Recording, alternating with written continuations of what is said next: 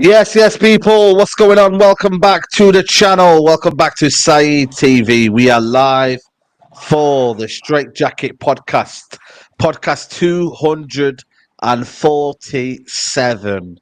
We're closing in on 250. We're three away from that milestone. And yeah, we got a lot to discuss, people. You can The call it therapy, you original can call it podcast, whatever you want. by the way, the original podcast of this channel. Yeah. People. Yeah, absolutely, man. The original podcast going stretching 4 years of this show. And Nuruddin, man, how are you on this grey, wet Manchester day? How are you, mate? How are you? Well, I'm holding tight. You know what I did yesterday? I thought, you know what, forget this football. Let me go and just go do something different. I went to watch the Manchester Giants yesterday, and Arsenal. they also got battered as well. Oh gosh. I thought, Oh forget it. gosh, man. Let me just get Manchester United out of my system. Manchester Giant versus Glasgow team from Glasgow. And absolutely we got beaten up. Started up great, got Yeah, back. yeah. It's just the Typical. way it is, mate. Just don't It's watch not, any sport and just don't back any team that's got Manchester in it, and you might do well. You know what I'm saying? You know what I'm saying? But listen, we got a man like Brian. It's been a while, but big up to you for jumping in. What are you saying, Brian? Man, how's your day been? No, I've been calm today, just busy with doing editing and recording and everything. So it's been a hectic day, but yeah, I wasn't there for the last few weeks. So I said like, yeah, I have to make it today. So I made sure that I was here today. So I'm happy to be back, man. I'm happy to be back. I'm happy to not happy to talk about Man United, but you get it, you understand. No, listen, absolutely, Brian, how's absolutely. the But we injury? have, How's the injury? How's the recovery? yeah. How's the injury recovery? Um, Yeah, I'm ahead of schedule, but obviously we'll just keep faith.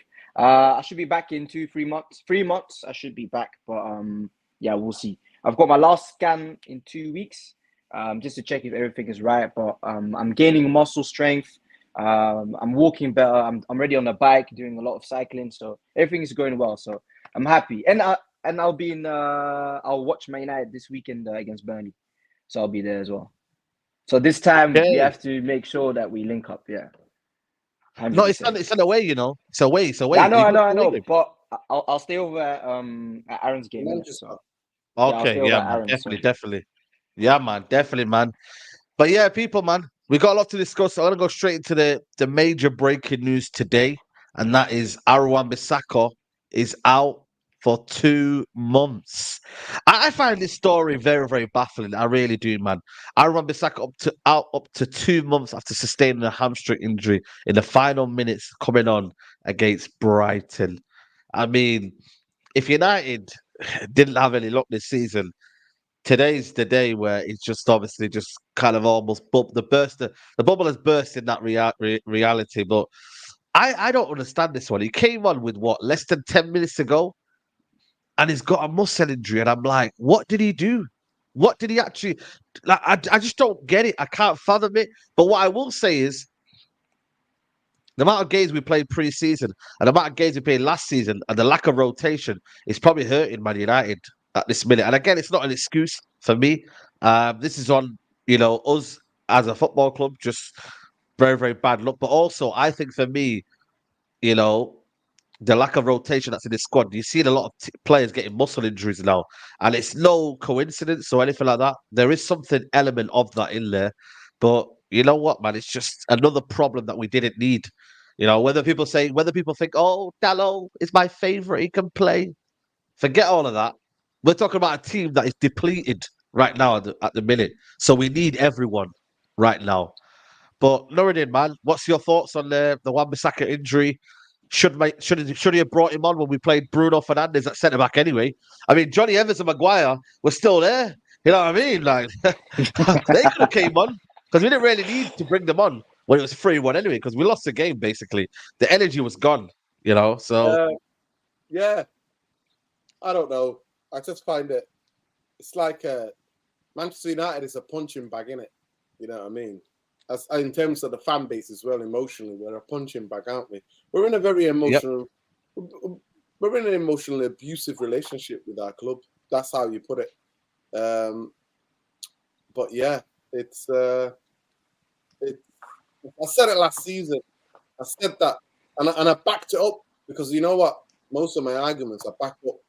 I backed it up by giving the example of Liverpool by saying, listen, Liverpool went for 4 trophies last season, the season before last season, and everything went down to the last day. The league went up to the last day, Champions League final, the 2 cup finals they played extra time and penalties. And when they all came back that season, they were all emotionally, mentally, physically fatigued. And a lot of people said, you're negative. You're just negative. That's what you are. You're just negative. And I was like, get out of these Mickey Mouse trophies. And Eric Ten Hag had to rotate. And now Ten Hag is finding, we'll come to him in a minute. But for me, I'm not surprised or shocked by the injuries. I'm not. And by the way, last season was one of the toughest seasons for the top 5 leagues because there was a World Cup in between in the middle of the season. So, of course, the burnouts are going to be there. And plus, if your team was successful in any of the top 5 leagues, you played almost over 55 games, 60 games. So at the end a of lot the day, of games. Yeah. Injuries are not just only happening to Manchester United, contrary to popular belief. It's happening to other teams as well. But this is just another. It's just another thing, isn't it? I don't know who can play right back. Scott McTominay. Oh gosh, man! And just to mention all the injuries right now, and again, like I said, he warned you already. He said Amrabat, yeah, as a right back. He can play right back and right wing back. Yeah. Big up to Sing Games for becoming a YouTube member. Love to Sing Games. Tom Heaton, Wan-Bissaka, Luke Shaw, Mason Mount, Kobe Mino, Tara Malacia, Rafael Varane, Sofian Amrabat, Ahmad Diallo. They're the current players that are out right now. And again, for me, I will not use this as an excuse for me, the way we lost on the weekend, the form that we've been playing with this season. I think there's something structurally wrong at Man United. And I think Ten Hag needs to fix it sooner than later. But Wan-Bissaka, Brian, your thoughts on that injury? Is it a blow? How do you look at it? Gallo, can he take that situation? What are you saying? I think it's a massive blow. I think in this system, though, I think Dalot is going to get more minutes because it's more a system where you rely on fullbacks coming high. And I think Dalot and Reguilon will be 2 fullbacks that's going to play a lot. But with Wan-Bissaka isolated, he's, I think, one-on-one, very good defender. We might need him in certain games. Let's say, for example, the game against Bayern Munich, I think that's a game where he can thrive 1v1 against Asane or Coman. So that's going to be difficult. I think it's also a mixture of playing more minutes in the Premier League because we've seen this season where you get extra minutes added on as well. Last season, we didn't rotate a lot, but then coach is going to say, if you want to be a top player, you should be able to play 55 to 60 games because you got the same thing with Bruno, who's played a lot of games last season. And it's actually a miracle that he didn't get injured. But also the same thing, I remember start of the season or start of preseason, we made a big announcement. We're going to get Arsenal's new medical doctor. He's one of the persons that's going to do scans on players who are coming in so that he's going to find out all these little injuries and players are not going to get injured. And then we see Amrabat comes in injured. We see Højlund comes in injured. We see that Mason Mount gets injured. Everyone is getting injured. So for me, it's a mixture. It's a lot. And then you see we're losing Sancho this week. We're losing Anthony. Now we're losing Wan-Bissaka. We're losing a lot of players in the last few weeks. And it's not a great sign for a club that is struggling, that's trying to get form. And we're now starting to get into the Champions League. The Carabao Cup is going to come as well in a few weeks' time as well. So we're going to be packed again. And knowing Ten Hag that he always plays his best squad in every single competition, it's going to be a situation where, like last season, we're going to have to overplay players again. And this is not coming out of the sky. We seen this. We saw this happening. And it's happening right now, and it's just all bad timing. So yeah, that's for me. That's one of the biggest things, and obviously the big games in the Champions League. I expect Wan-Bissaka to start because I know he gives me certain assurance, especially 1v1. But yeah, it's gonna be very tough the upcoming weeks. I can't lie. My night's getting me emotional and stressed, man. It's long. It's a long season. I hear you, man. We're all stressed, man. Shout out to the Chelsea brothers in the chat. You know what I mean? Big up to Lewis. Listen, we're together, man. We have to be here for each other. Any Chelsea and United fan, do you see the Crips and Bloods? Do you see that, Nordin? We have to be together, bro. Chelsea and United are neck and neck together, bro. I was watching that game yesterday. I was in the watch along. I was like, yo, You best not win tomorrow. You best not win. I said the same thing. I said, like, at least there has to be one club that's doing bad with us. Like, it can't be just us and everyone else is doing great. So I was Yeah, happy bro. when I saw Chelsea was like, it's gonna end at like a 0-0 game. I was happy. Bro, you know what it is though? When you got to realize though, Chelsea, there's always kind of commotion around the football club. And it's the same with Man United. There's always something going on. I think with Arsenal, they got a structure within the football club to kind of, I would say, make sure that if the owners are bad, you have the structure below them. And they've kind of figured it out. You know what I'm saying? So they could have easily gone the other way, but luckily they got Edu involved, they got footballing people involved, and then they managed to kind of somehow alleviate that pressure on the owners. But I don't know, Nuruddin, man. Ten Hag's under a lot of pressure, man. The fan base, I couldn't believe it at Old Trafford, Nuruddin. The fan base booing the decision to take off Rasmus Højlund and almost booing Ten Hag because I've seen a lot of them. They were saying pathetic. You know, one of the guys behind me was like, "That's not on that." Like they were. I'm not saying they've turned on the manager, but for once there was this kind of different energy towards the manager. Before it was kind of praise. Ten Hag's red and white army, like you know what I mean, like. But I've never seen a toxic atmosphere at Old Trafford on Saturday. Players not trying, players not running, players giving the ball away. I just feel like it's just brewing. Something's brewing now, and it's not looking good, Nuruddin. Mike, You're on mute. You're on mute. You're on mute. Yeah, it's not. Listen, it's not looking good at all. Far from it. And I'll say that I actually spared myself. I spared myself the torture. I had stuff to do on Saturday, so I didn't go to the game, but I did watch it. And you can see by my tweets, I was tweeting in real time about what I was seeing, and I was like, you know, I've got FA coaching level 1 and 2, and you know what? I'm just a guy who lives in Hume, but I could see the things. I've watched football for a long, long time, and I could see this half-hearted press. I could see what I was seeing. So I am not surprised. The fans are emotional. Instant reaction to what you see on the pitch. And at the end of the day, he sat there and watched it and didn't change it. He didn't change it in the second half. And for me, it's clear now. I see it clearly. I can see clearly now. I can see clearly. The biggest guy, the protection, is Erik Ten Hag to protect Anthony's position on the right wing. And he'll do everything. That's bad though, man. He's not bloody here, man. And that diamond BS didn't work. They figured it out after 15, 20 minutes. They bopped us around the pitch. And what I always tell people about Brighton is that they go from 0 to 100 in your box. They'll switch it. They'll sometimes go long. They'll play a bit of tiki-taka to draw you out. To me, they're probably one of the best teams in the world I have ever seen playing out from the back. And we went with a half-hearted press. So at the end of the day, fans' frustration spills over. It's nowhere to hide on the football pitch. And fans have every right. I like the way you put it. I understand why he did it, the Højlund, because the guy's not played games. And see, I don't understand it, Nuruddin. I don't understand it. I disagree with you. I do. Now it makes sense. Now it makes sense. Yeah, so I do, and I'll break it down for you. But you never know when the injury is going to happen, Nuruddin. Did you know that Wan-Bissaka was going to get injured? No, and he's out for 2 months now. You can never predict something. Sorry? Yeah, but that's what I'm saying to you. So you could be right or you could be wrong. It's a gamble. But I feel like at that moment, Manchester United needed to seize that gamble. He was on an upward kind of feeling. He's his debut. I don't think he's tired at the point. Bro, you should have seen him when he was coming off. He had his head down because he knew, like, bro, I could have carried on. I don't think that substitution needed to happen. I'll tell you what, there was other substitutions that needed to happen, but that didn't happen, did it? No. But let me explain something to you, right? So basically, if he played, I think he's played 1 hour and a half or something like that in the preseason. That's what he's had. He's not played any games in preseason. They had to be careful with his back injury. He's the only main striker that we've got, Saeed. You have to literally be careful with him. Brian will tell you as a footballer, even as an amateur footballer, he'll tell you, when Brian comes back in 2 months, if they push him and get him to play 90 minutes after he's come back after how many months out, that's not going to be way. So you have to ease them. No, there was a momentum. We had a little bit of momentum. We had a little bit of momentum. But I understand that. I understand that. But Saeed, this is the thing.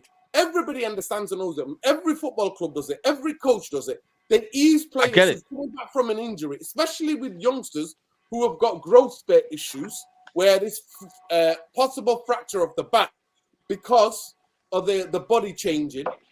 You don't take chances about that. But Manchester United should be good enough to bring on somebody else as a football club. Yeah, And that says that's something spot on. more about the football club. The idea that one person is going to save us, we have to get the hell out of this. Not one I player, agree. not one I person agree. can fix this. So this idea that Højlund's staying on the pitch, yeah, he might have scored. Maybe he would not score, and then he would have been injured. I would have been out for 5 games. Yeah, I agree with that as well. Like you have to make I a agree. decision. Is you want to win an isolated game or you want to have him for a longer term in the season? And for me, it makes sense. I was upset as well looking at it like in the first reaction, but then if you think about it, I'd rather have him play 60 now and be fit for the next few games than maybe. Obviously, like you said, you can't really predict when someone's going to get injured, but it's still a smaller risk that you take if you take him out now and then give him more minutes in the next upcoming weeks. We saw it when Anthony Martial came back last season. The second time he played 45 minutes, came off, played 30 minutes, came off. So you can't really rush players, and that's something that we always say about Ten Hag is that he needs to rotate more. And then if he doesn't do it, then we're like, oh, he should have played on, he should have carried on. I agree there should have been other players that came out first, but for me and Højlund, and we saw already in 2 games what he can do. I'd rather have him for a longer season than. Obviously, it's a risk. Like we don't know for sure, but I'd rather have him What's mad be though? fit for a longer time. You know what's mad though? The thing is, that was only an indictment of what went wrong though. I think that one, the fans didn't want him to come off. I get that. But then also, the players that were meant to come off loading didn't come on as well. Like, you see what I mean? So it was almost like everything didn't make sense in that game. You could say that made sense, but then what happened then after that was he then put on Palestri with how many minutes to go? Come on, man. 10, How many 10, minutes to go? We put on Palestri? 10, What are we 15, doing? yeah. What are told we you. doing? The protection of that right wing to Anthony, mate. That's crazy. AWOL or no AWOL. Nobody can be given an opportunity to play on that side because he will expose what he will expose. At the end of the day, Palestri was supposed to go on loan. Everybody and their nan was told that he was going to sign a new deal and go on loan. So now the player's staying. My guy's doing everything but not to play him. And this is where we can criticize Erik Ten Hag by there's a big gap between criticizing the manager, in-game management, his substitutions, his lineup, and being Ten Hag out. You can do that. But we'll come to that anyway. Yeah. We'll answer those bigger questions. Then we'll come to that big question. You know what, though? I think but you know what, Saeed? All of the mainstream media now using therapy as a tag thing. Yeah. No, 100%. I think you know what it is though, man. I think ultimately with what Ten Hag is doing on the training ground, I don't know if it's implemented because I don't know what the United style of play is, man. And I was critical of Ole Gunnar Solskjaer, and I was the biggest critic of Ole Gunnar Solskjaer. And I said, you know what? I don't know if he has a style of play. It's a lot of counter-attacking football. And right now, I don't even think we're playing counter-attacking football. I just think it's no. I'm being serious with it because it's not. Yeah, we don't know what we're doing. We don't know what. We have no clue. We have no clue. We have no clue whatsoever. I think the only thing that we added this game was Rashid going to the byline and then passing 45 to Højlund. I think that's the only thing that we tried against Brighton. Because you saw it happening like 3 or 4 times, but that's the only thing that I saw that was like, oh, this is a bit new about Man United. But for me, the diamond, I like the diamond personally because I've played in that formation. And that's why when you look at the signing, that might be a direction where he wants to go to. You know, Rashford through the middle. He likes playing Rashford through the middle as output. He can run him behind. He's fast. He's quick. Same with Højlund. And then you got Bruno with a midfield 3 behind him that's going to protect him. You got Amrabat that can work. You got Mason Mount that's going to come back in. So I see maybe that's what he wanted all along. I'm not sure. Obviously, I think the Anthony thing as well. And like you said, he's trying to protect Anthony. I agree with that as well. But I like a 4 midfield. I didn't like this 4 midfield. Let's be clear. I didn't like this 4 midfield. But it's a formation that I get. Go on. Listen, I understand. It's a formation you get, but you can't play those individual. They can't play that. Not them 4. They haven't got the legs because you have to get out wide quickly. You have to go sprint because the biggest thing is that with a 4, you block down the middle. Yeah. But what about wide? And anybody we ever play that diamond against, they're always going to find a width. They're always going to go out wide and find the space on the width. And it took Brighton 20 minutes to figure that out where the space was. Yeah. And they went and did it. They did that. They dismantled. They basically figured it out for 20 minutes. And it's on to Ten Hag to then think, shit, right? Because in football, it's a game of chess. The other coaching staff and their manager worked it out. Now then we go, where's plan B? But with Ten Hag, we hardly ever have plan B. And for me, the substitutions, like bringing on Pelestri on 10 minutes to go, is the Bills. It was an insult to the fan base. It was an insult. Let me ask you a question though. What's changed though, Nuruddin? Because last season he was good at doing substitutions early on, and he brought them on, and you know what? They had an instant impact. Like now, he's just all of a sudden become stubborn, and he's like, "Nah, man, I don't need to do it early on. My game plan will work. This is So my something game that plan will work." this is something that I spoke to one of my friends. Sorry, Noreen. One of my friends is like a big Ajax fan as well, and he told me that you're surprised that Ten Hag was making subs earlier on. Because usually what he does now, like making subs late on, and a lot of times the wrong subs, he did that a lot at Ajax as well. And for him, it was a shock that he was doing it early in the game last season. That he was making substitutions. I think right now, even with Pelestri, and I think the whole build-up that Man United was doing the last week when everything came out with Anthony, and then they were posting pictures of Pelestri saying he's ready and he's primed and everything. I didn't like that about Man United, and I don't like that.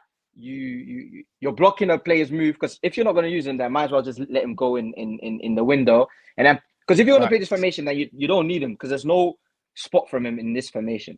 So that for me doesn't make sense again. Go on, Noreen. Big things for me is like we're all confused. FC. I said fatigue will be a factor. I genuinely said that, Saeed, and everybody was calling me out on it. And I said that you can't use. And now his favourites, the people that need to be dropped, everybody can see. The people who are not performing, the people that need to be dropped. But they were his warriors last season. So now he's coming out and telling Jackie Nori stories in the press, blaming everybody else for that. Now he's basically saying, when we're on top for 15 or 20 minutes, if we don't score, then that's it. I'm sorry, Ten Hag, but guess what? Football is longer than 20 minutes or half an hour or a half. It's 100 minutes now because of this time-wasting thing. 100 minutes every Premier League. So at the end of the day, I didn't get it. I didn't get Scott McTominay, and you see the culprits for the goals.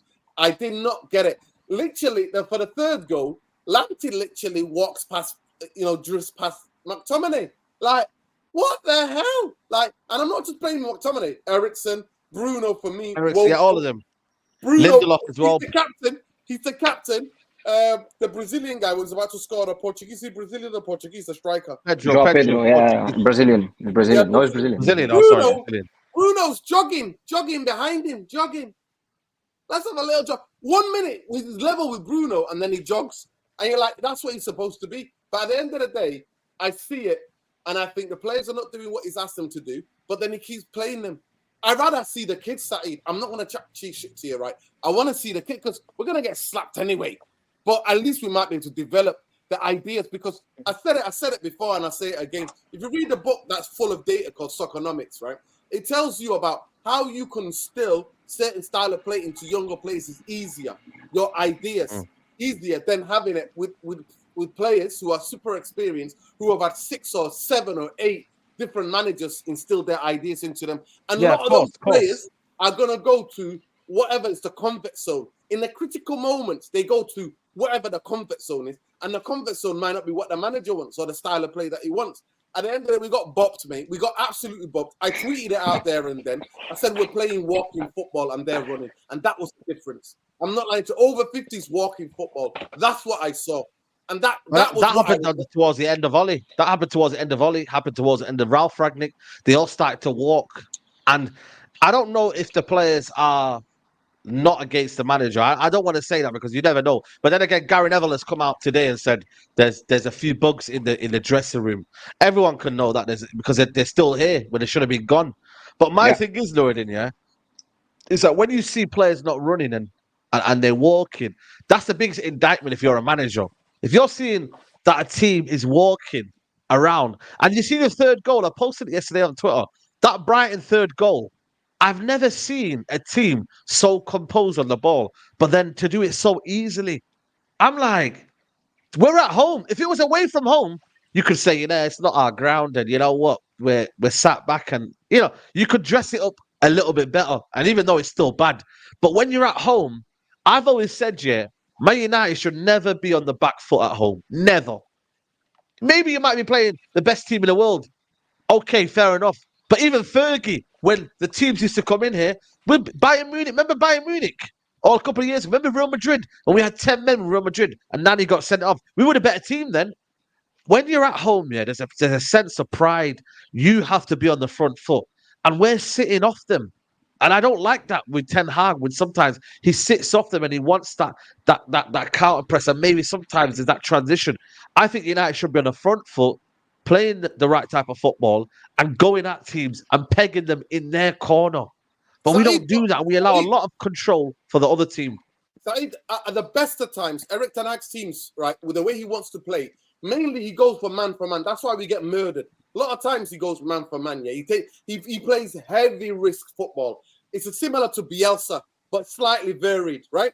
To me, the pressing was the most laughable thing I've ever seen in my life. Like, this is probably the best team in the world. Look, we went to Arsenal, yeah? Manchester United go to Arsenal. What does Arteta do? Arteta's like, Onana's one of the best that diags over the top.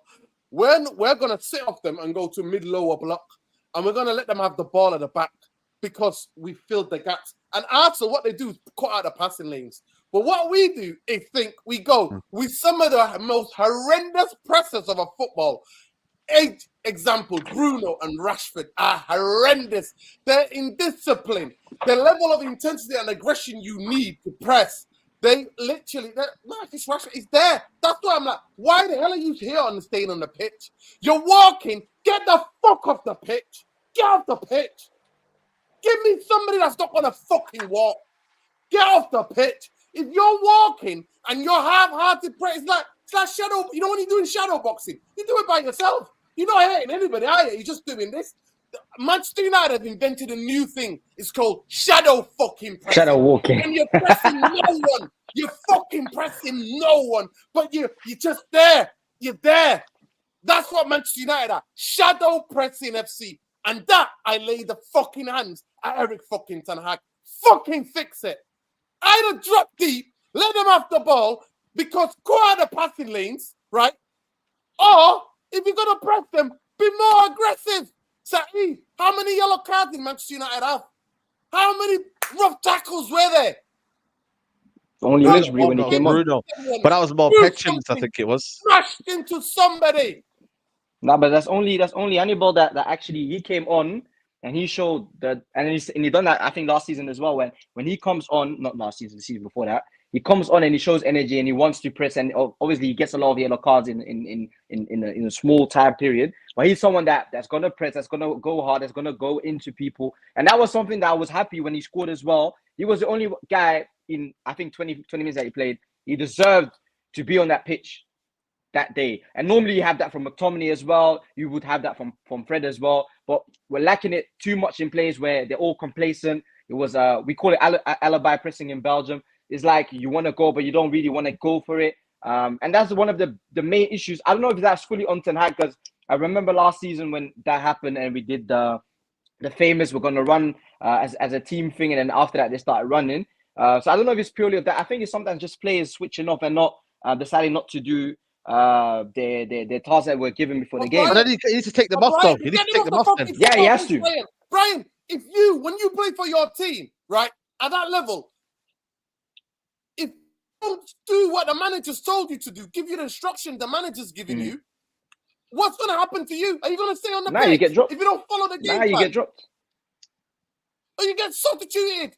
But like I said to you, because he overplayed some of these pricks last season, now he can't drop them. Yeah. And now he's not even using the words, this is unacceptable, this is a disgrace. He's saying we're in a bad moment. Start telling me Jackinory. What is it? Every Manchester United manager has the same fucking Jackinory scripts. And by the way, those who don't know internationally, Jackinory, it's CBBC, children's television, where they tell these little stories that are just like stories for children. Every manager comes out. I was with him, Saeed. Last Monday, 2 weeks ago on a Monday, I looked at VAR. I dismantled the ball jobs that VAR was. 3 major decisions went against us, against Arsenal. I was with him. In this game, nah, mate. The ball is out. Unfortunately, the ball is out. No, it was out. I could see it was out. It was right in front of me, man. It was out, man. I don't want it again. For But him I to think come out I and think he's say, using the excuses, though, Nuruddin. I think he's doing a lot of excuses. Like the Brighton, one of the reporters said that Brighton team, the first half cost 20 million, but then he said no, they spend money. Then he said no, it's 20 million. And I feel like for me, Ten Hag now, I liked when he came into the football club. He didn't use excuses. He said we must do better, we will do better. But now I feel like it's a lot of excuses, a lot of like, this didn't happen, this didn't go our way. I'm like, bro, cut cut it. I don't want to hear it because we had 90 minutes to beat Brighton. And I'm sorry, we played for 20 minutes well, and then that's it. And that for me is unacceptable. It really, really is.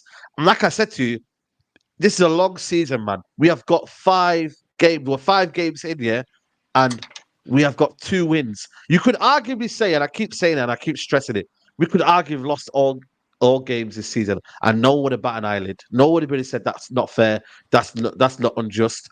That would have been what we deserved. We were hanging off a day of life against Nottingham Forest, who had 10 men.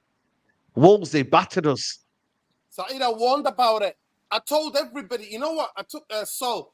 Me and him were at Stratford end, yeah? Sol's looking at me going, "Stop, you're not happy. Why you're not happy? Man United are winning 3-2. I'm like, I'm biting my nails. That's always a sign. When I start biting my nails, you know we're in trouble because that's a natural reflex when I'm at the game. If I'm doing that, that means we're under pressure. And then, to me, that's why I was kind of relieved, even though we got beat. We looked like we had a bit of a performance against Arsenal. We looked like a team again. We're a bit more aggressive. Like, at the end of the day, Manchester United, I said it, it's on this fucking Straightjacket. I said it here. I said it to you, Brian. You all guys were here. Majority of you in the chat were here. I said Manchester United needed to freshen that squad up with 5 to 6 players, new players. But we didn't, did we? We didn't. No. So now, and I said that about Liverpool. I already spoke about the mental, emotional fatigue. I played amateur football. I'm telling you, I played Saturday, Sunday league. You know what? They got 4 midfielders. They brought 4 midfielders in that midfield, what they were lacking in. They brought 4 midfielders in. I was fatigued, right? I was fatigued. Big up, Aaron. I get fatigued sometimes, mentally, game after game. Brian, you can speak on this. You're the only person now in this that are playing a decent level of football. They think human beings, footballers are human beings. They're not. Yeah. And we played all of that games, and at the end, we limped to third. And so this time, this form, it was from last season. People think it's only this beginning. No, we saw this. No, we've not played well since Barcelona. I'm not gonna lie to you. The last big performance I've seen from Manchester United, played well, is Barcelona for me in the Europa League. Barcelona. You could arguably say Chelsea, but Chelsea was so poor, man. They were poor, yeah. Guys, let me know when the last performance you've seen of Manchester United when you were proud of that performance. I'm not gonna lie to you. It's probably the Barcelona Europa League games where I can say, you know what, we played well. We died after that, man. I don't know. I do believe, that we played a lot of games, but at the same time, managed the squad well, rotate it. Because now there's muscular injuries. Wan-Bissaka, bro, you didn't need to bring him on, man. Let's be real. Didn't need to bring a Wan-Bissaka on. There was no need. But listen, there's 1.2K in here. We're not even reached 300 likes. I don't know what you guys are doing, man. Like, what's the point then, innit? If we're going to do content and you, man, not liking the video. Guys, hit the like button, people. Please hit the like button. United Man says that after Casemiro got the red card, he has never been the same. He doesn't even get close to the yellows or reds anymore. Just logging off half tackles. His contract doesn't end until 2027. Unreal. Listen, we will get into Casemiro as well. Definitely, man. I think for me, he's been put in a scapegoat. I think it's so kind of mad, the fan base turn on Casemiro first when his player's been here for a long, long time, But you know what? It's Casemiro first. How he's done, he's finished. But yet we've given so many years to players in this football club. And I'm like, how does that work out, man? Yes, it's a loss of form. And yes, he's playing badly. But saying, oh, yeah, sell him, man. He's done. Come on, man. Nah, I think he's crazy. But people get obliged. Easy. Literally been here 4 or 5 years. More than that. Under so many other managers as well. But Casemiro's done. But anyway, let me get Aaron involved. Aaron, how are you doing, brother? Can he turn it around, Aaron? That's the question. Can Ten Hag turn it around, man? 100%. I'm still behind him. I've not changed my mind. This little dip that we're going through at the moment. I don't like to do comparisons, but it happened before all of our eyes, and I think Arsenal fans will remember when half of that fan base was not Ten Hag, sorry, half of the fan base was Arteta out, and look at what they're doing now. And I think if there's anything we can learn from that is that when you've got a good manager on your side or on your team, I think it's very important to stick with him. For the first time, I'm actually against this whole chopping and changing of managers. I think we should get behind him. He should stay, and we should give him time to build his proper team, because half of these signings were either cheap signings or loans or free signings. And yes, he has spent a lot of money on the likes of Anthony, the likes of Mason Mount, and I may not agree with these signings, but let him build his own team, his own team. And I'm talking about his own team from back to front, like his own team completely. So I think we should stick with him. That's my opinion on this. So I think he can. I think he can turn it around. What's going wrong? What's going wrong for you in your eyes? Like, what do you see as the glaring problems for you in this Man United team? Remember when you said, was it in pre-season or was it at the start of the season when you said that the players weren't listening? I think that's one problem. I think the same issues that happened under Oli, even though I wasn't his biggest fan, the same issues that happened under Jose, same issues that happened under Van Gaal. I think some of these players are throwing a tantrum again. And I'm looking at some of the players that have been, like you mentioned, some of the players that have been there for 5, 6, 7 years. I'm starting to look at you guys now. Bruno, I'm not putting him in that category because, one, he's the captain.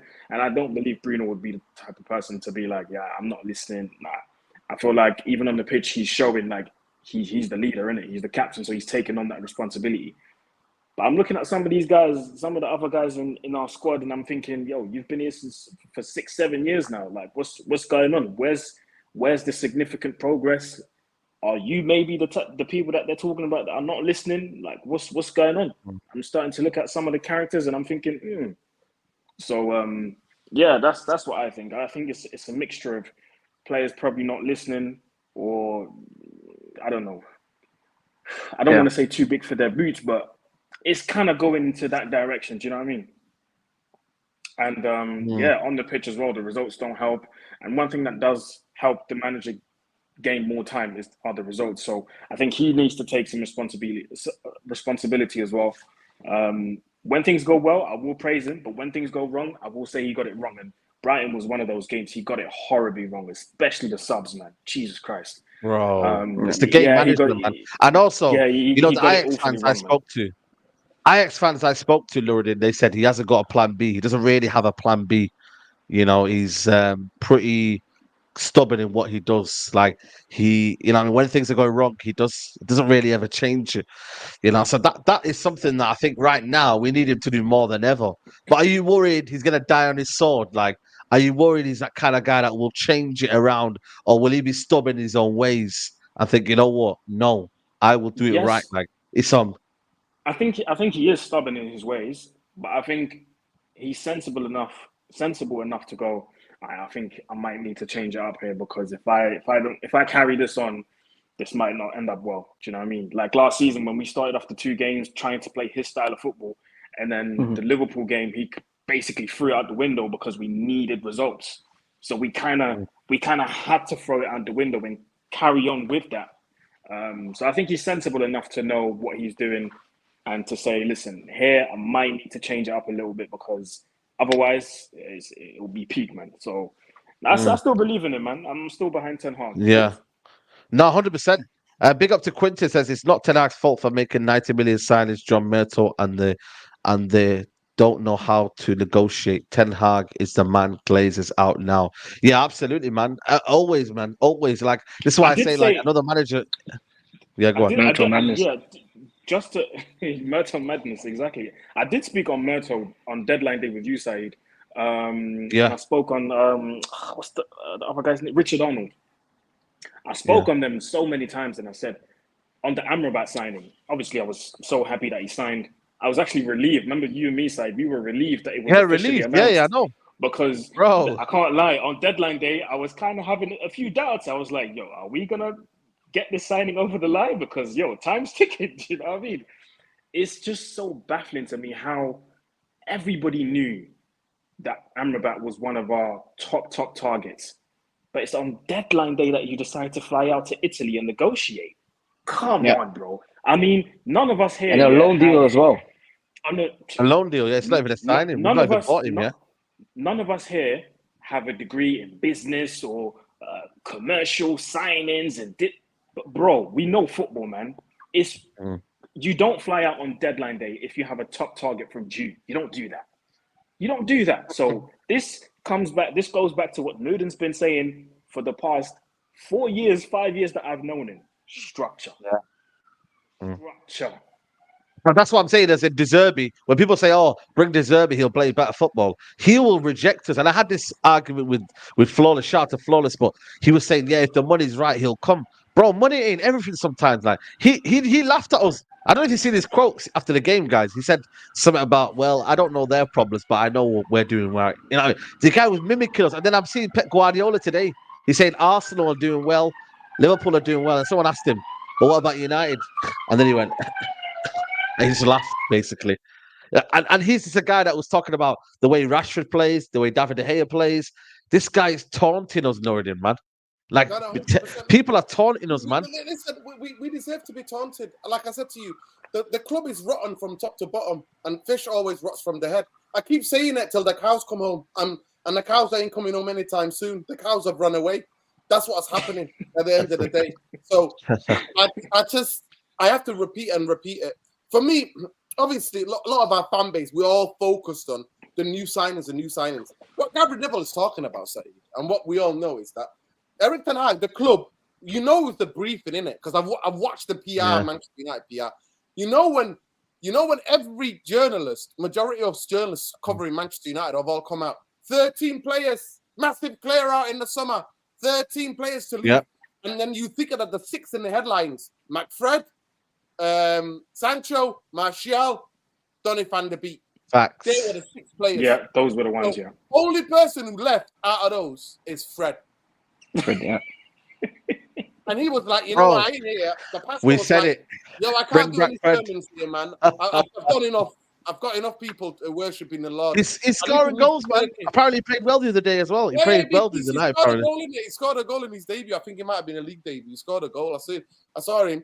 He played well. And you know what? Big up to him, because he's got, you know what, one thing about him, he's got a bit of pride in it. He's like, I ain't playing football for all the money. I've done what I did. I'll go move on. And I look at it. So now, then, you want to bring standards and you want to bring discipline, but then you've got 6 players who are disgruntled. 5, 6 players who are disgruntled. So are you going to have a good changing room? Are you going to have that? No, you're not. And now you can't blame it all on Pogba, because Pogba ain't here. You can't even blame it on Maguire, because he didn't even get on the pitch. I can't even blame it on Johnny Evans. I can't blame it because he didn't even get on the pitch. I saw Bruno makeshift centre-back. So at the end of the day, that sums everything up, by the way. I couldn't believe that. I swear down, because obviously I seen it at first, and then I tweeted it out. I said Bruno's playing at centre back, and everyone was like, "What?" And bro, Bruno was. This manager's lost it, you know. Do you know when I clocked it? Maguire at the back. I didn't even clock that he was playing right centre back. Do you know when I clocked it? I clocked it when Ansu Fati was clear on goal, and then Onana made the save, and Bruno was there to tackle it. And then when they showed the replay, I was like, hold on, why is Bruno tackling? He lost the ball as well, innit? Yeah. And he was trying to clear it or something. Yeah. He's trying to clear it and he lost the ball. Yeah. Exactly. And I was like, don't tell me he's playing centre back. And then we tried to build up from the back, and Bruno was centre back. but that shows in our team we don't have no one. Holes, man.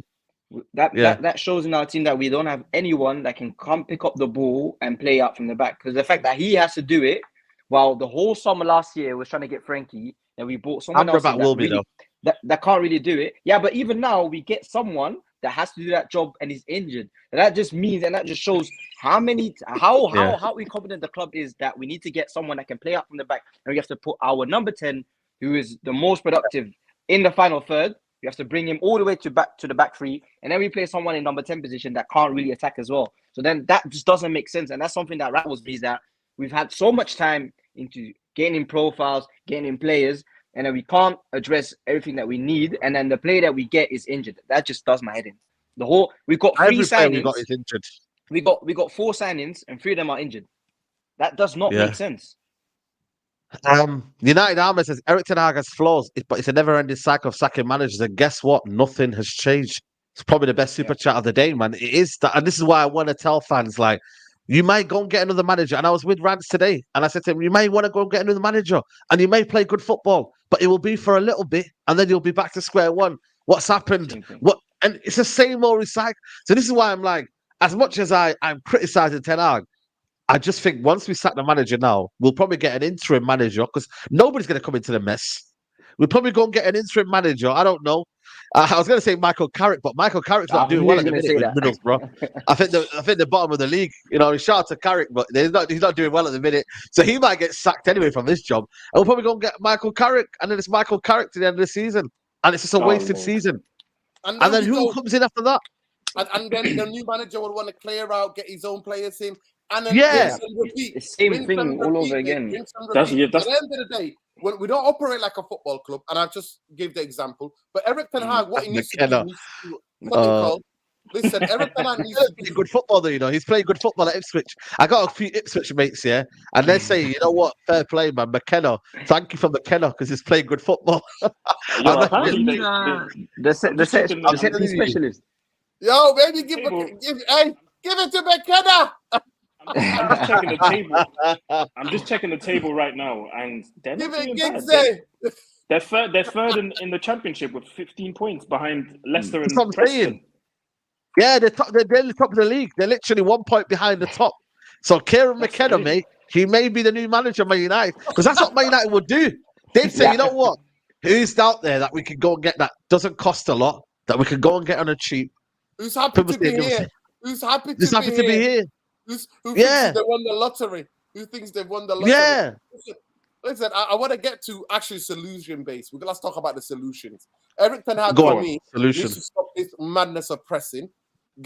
Go back to low block football, bro, just to stabilize things. Because at the moment, we're conceding goals right, left, and center. That's the concern, you know. Lissandro's concern is a lot. Yeah. The spaces between our defense, our midfield, our attack. Honestly, I can fit the Titanics in. Can I ask you a question, Nuruddin? Are you concerned about Onana? I've got a question as well. I want to quickly.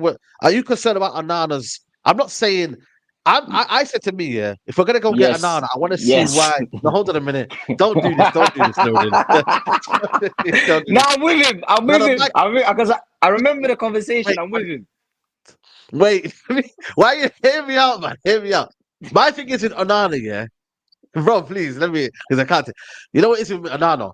I said, A, you have to be patient with Onana, but B, A's not a better shot stopper than David De Gea. I'll say that right now, But we did not buy him to collect the balls back out the net. We bought him to play a different style of football, but it's the same way.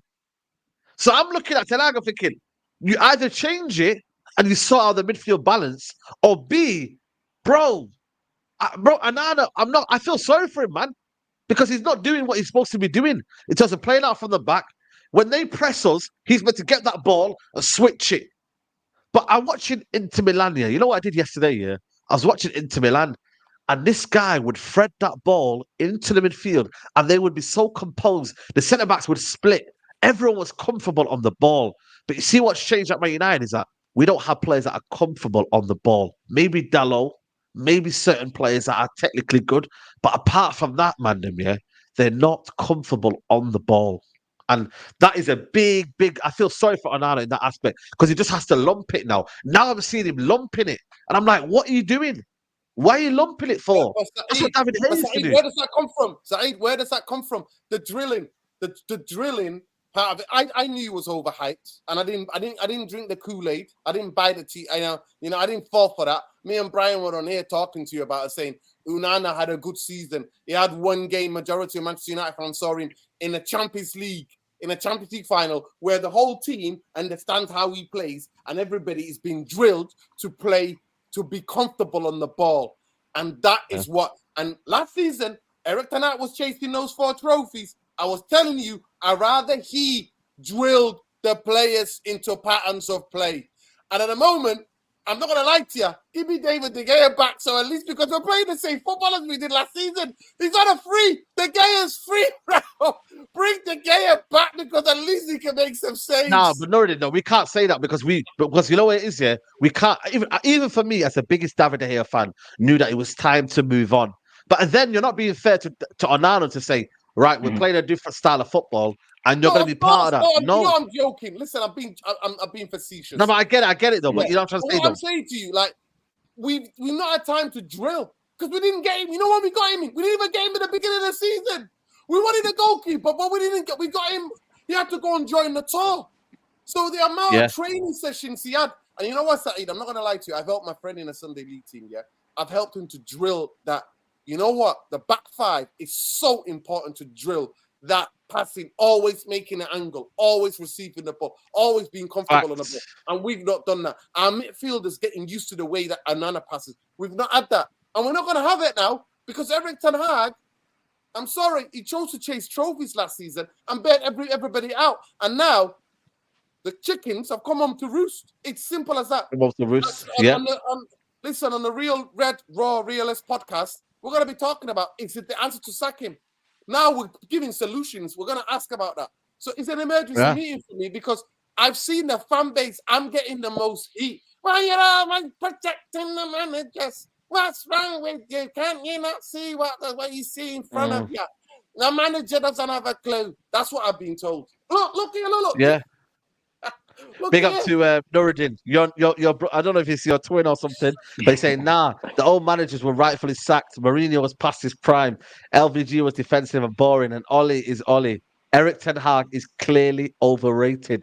Sack. Nuruddin's not having it. Nah. Nuruddin. Listen, I don't know if you sent a super chat in there, Nuruddin. That's how your strong emotions are. But you know what it is, though, man? Hey, my hands are here, man. For me.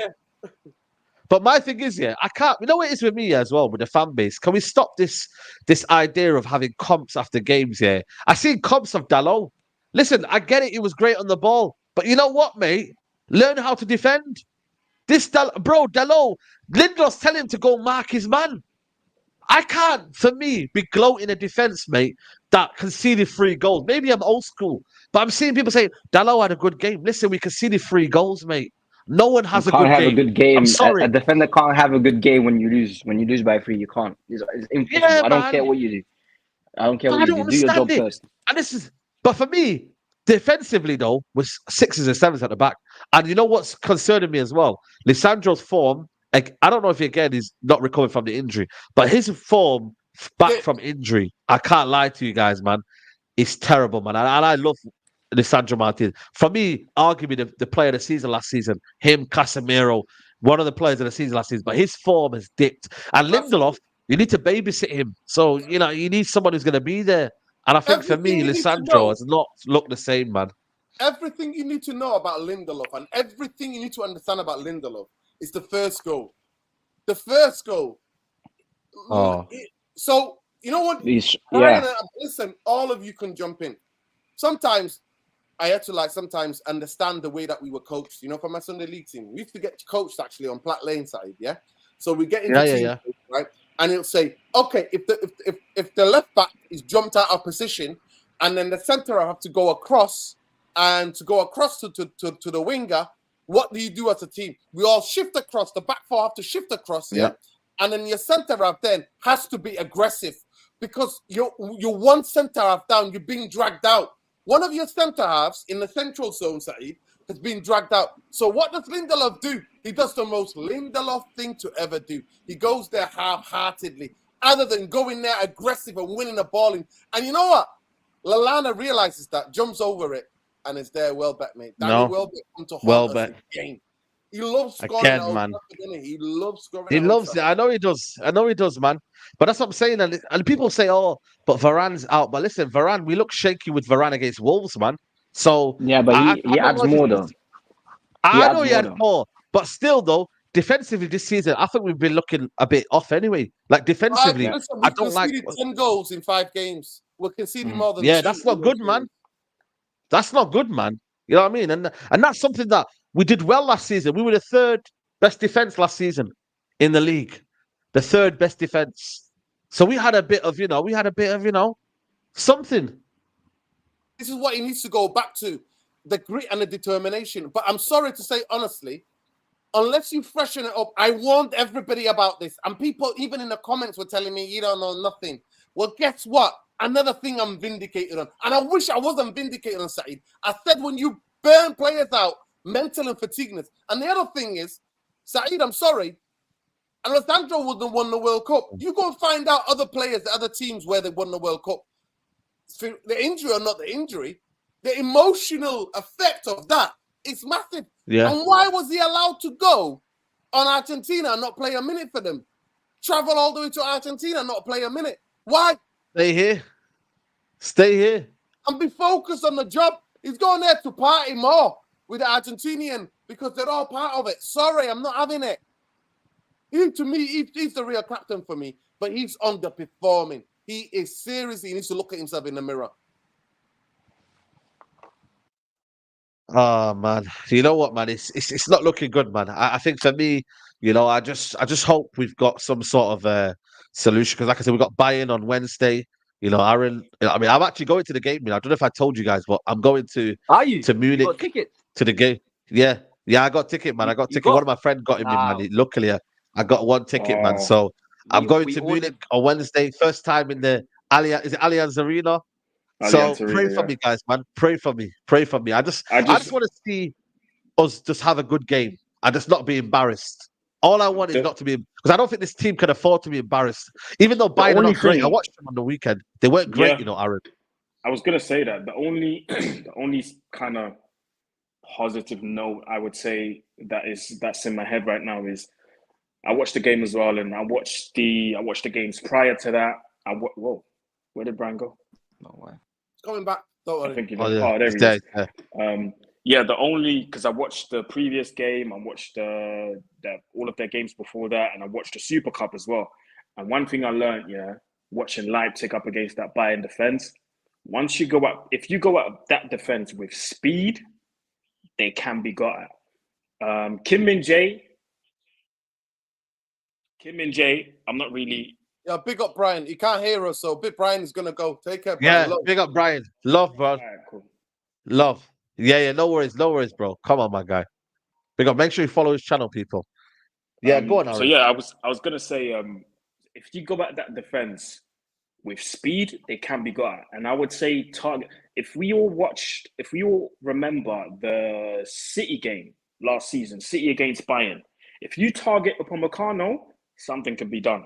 So I need Rashford to get his act together and not be selfish against Bayern and really work with Højlund up front. And they have to, if Højlund can target Kim Min Jae and match him physically, and then Rashford targets Upamecano and kills him with speed, something can be done there. But it all depends on Rashford not being selfish and really using Højlund to build a partnership there. Because something... Yo, Back there. Neil Ashton's getting Yeah, everything yeah. today. Neil Ashton's getting everyone, man. Oh, Am I back? yeah, you're back, back. Listen, Aaron, I want to Yeah, ask so- you one question. Is your dad licking his lips? Is he like that? Rubbing Oh, his yeah. hands and licking his Bayern lips? fan. Your dad.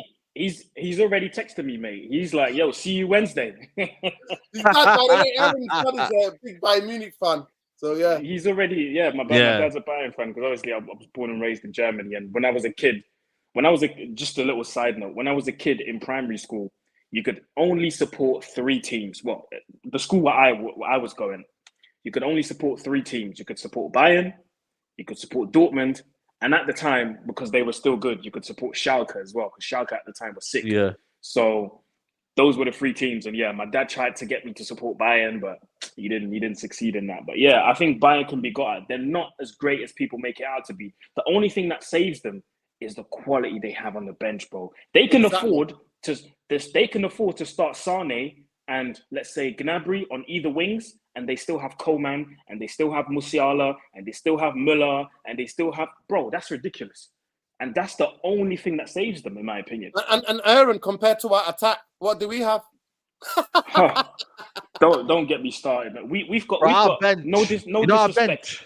No disrespect to the kid, but we've got people like Dan Gore on the bench. Like, come on, bro. Yeah, Baller. young kids shouldn't be Baller. here He's right gonna be a now good player at in his this day. He I will be, swear but to not God, now. I'm not gonna lie to you. I'm not gonna lie to you. I would have took off halftime Casemiro and Ericsson and bought on Dan Gore and Gnabry. I'm telling you now. Yeah, I but promise. you don't want to feed a kid to the lions like that, do you? No, but I'm That's what I'm telling saying. you, they Lamp's at gonna least get slaughter. around the pitch. Shall I I'm tell you telling we should you. buy in January? You know, this one signing I'd make in January, yeah, is Pascal Gross, mate. I'm telling you now, mate. Get Pascal Bro, Gross, man. we're gonna ruin What a him. player. We're gonna ruin him. Saeed, we Bro, just I'm murdered telling you it. now. Listen, everybody comes to Manchester United and it's murder she wrote, mate. Everybody comes to Manchester United, murder she wrote. We kill players, mate. Everyone dies, man. Talent dies at United, I man. would say, but, You know but what I'm like I saying? said, yeah, I would take advantage of what's going on at Bayern Munich because they do have some problems as well. Tuchel Is it like our he's, problems? he's, Is it like our he's not. problems? No, it's not. It's nothing like our problems. Yeah, But what I would say is yeah. Tuchel is not the most popular man in Munich anymore. No. When he first came in, No. you know, all charisma and everything seemed great, but he started to annoy the hierarchy with all this. I need a number 6. I need a number 6. He said it for so many months. It started to annoy them, and they're like, "But you've got Kimmich there." And then he openly came out and said, "Kimmich is not a 6 to me." When we all know Kimmich is a 6. Do you see what I mean? So it kind of started to annoy the players a little bit as well. And then the last game, Saeed, you did a watch along for that. You seen Kimmich's reaction when he got taken off. You seen that. You seen that. Do you know what I mean? You didn't even want to shake. He was angry. hand. He wasn't happy. Yeah, he didn't want to shake his hand. Yeah, I know. I can see it. I So- can see it, man. There's certain You players see, in the look, squad. look. We're United fans and we're literally like, we're feeding them a little scratch. We'll take That's all anything, you can Nathan. do. We'll take anything. We're feeding That's them all you can do, man. You know what? You We'll- literally, that's we'll all you take- can we'll do. take Which is anything. literally We'll take anything. take positives. Feed Take a them little bit of scratch positives. FC, mate. That's what we are. I will say though, in the last game, Harry Kane didn't play well. But if you give this guy 1 ounce of space, it's But also, Good Man idea. United, man. And you know what? We And don't that's what play we've well. been doing, Aaron. That's what we've been doing. We didn't get punished Finished. by Nottingham Forest. We didn't get punished by as the quality levels goes up, we've been getting punished. As the level of Yep. quality goes up, we've been getting punished. But guys, It is what it is. But listen, people, man. Pray come for and us join on us. Wednesday. We're gonna be talking about Eric Ten Hag, the pressure. The people who think if anybody wants to sack him, come and join us. I want to talk to you. Come on. Yeah. Come over. United Real Absolutely. Yeah, man. Big up to everybody who's here, man. Make sure you like the video, people. We just hit over 500 likes. Well, that's good, but we need more, man. So we need at least 700 likes for this video. Big up to Aaron for tuning in. Love for coming on, my bro. Anything you got going on? Yeah, I just released a video on my channel, talking about Wan-Bissaka's injury, talking about Bruno Fernandes and Rashford. So it's out right now on my channel. So make sure you check that out. And yeah, it's road to 15K. So make sure you subscribe if you haven't. Big up, man. I'm gonna put the video in the chat as well. Make sure you check it out, people, man. Yes, the video's there, people. Love so that. make sure you look out. But yeah, United Love Real for Therapy now, people. If you want to join us, and yeah, I'll see you on Wednesday because that will be the next content. Wednesday outside the Allianz Arena for the match reaction. Will it be Prey? Will it be? Yeah, listen, Saeed, hopefully. Go on. What do you say? Hopefully, you won't be standing outside the Allianz Arena reacting to a 5-1 like troops. Oh, Pray. We gonna pray. We gonna pray.